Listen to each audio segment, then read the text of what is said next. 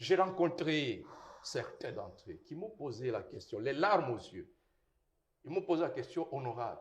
Est-ce que vous avez la volonté de finir cette guerre? Est-ce que le gouvernement a la volonté? J'ai posé la question pourquoi. Et on m'a dit, honorable, vous êtes venu lancer avec pompe l'opération que vous avez qualifiée de grande envergure. 31 octobre 2019. Les militaires n'ont reçu de l'appui, du soutien que pendant 3 mois. Mais de janvier 2020 à juillet 2020, madame, Kinshasa n'a pas envoyé sur le terrain de Béni pas plus de 25 000 $. Sur 7 mois, pas croyable. Qu'on me démontre le contraire. C'est faux ça. Mais on achète des véhicules à plus de des millions de $. Comment on ne peut pas envoyer cet argent? D'ailleurs, c'est une des questions. Vos véhicules à vous, là, c'était à peu près 26 millions de $. Et comment on ne peut pas prendre... Est-ce que vous-même, les députés, vous ne pouvez pas dire non, l'argent de nos véhicules, là, donnez ça à notre armée ou, non, mais vous êtes des égoïstes, sans blague. Je tombe carrément des nues, et je suis estomaqué, parce que certaines vérités, je n'y crois pas, Jean-Baptiste. Je n'y crois pas, c'est pas possible.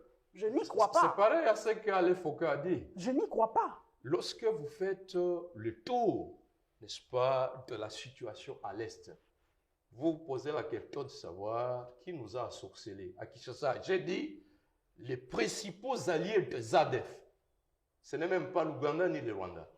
Ils se trouvent à Kinshasa. Comment vous pouvez expliquer que des vaillants militaires soient abandonnés à leur triste sort?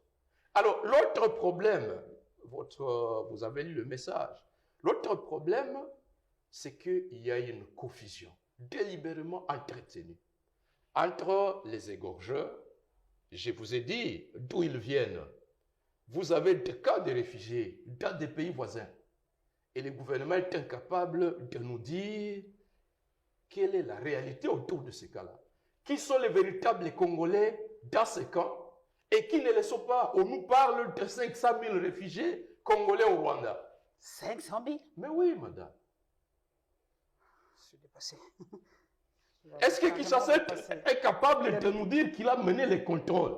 Donc, l'Est de la RDC est envahi, les populations autochtones se retrouvent devant un fait accompli parce que abandonné par le gouvernement. Il y avait un évêque qui avait dit carrément que c'est ça le but, dépeupler la RDC et que des populations étrangères ils viennent habiter. C'est ça le but ultime en fait. Le dernier monitoring qu'un collègue député provincial a fait, il est député du Nord Kivu, Alès Siwako, révèle qu'avant l'état de siège, au Nord Kivu, dans les 4 territoires, Mambasa, Irumu, Beni, nous comptions 98 villages vidés de leur population.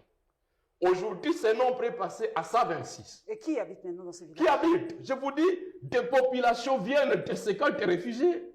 Ils se donnent la fausse identité de Banyaboucha et ce sont eux qui sont dans ces endroits-là. Le pays est en train d'être occupé.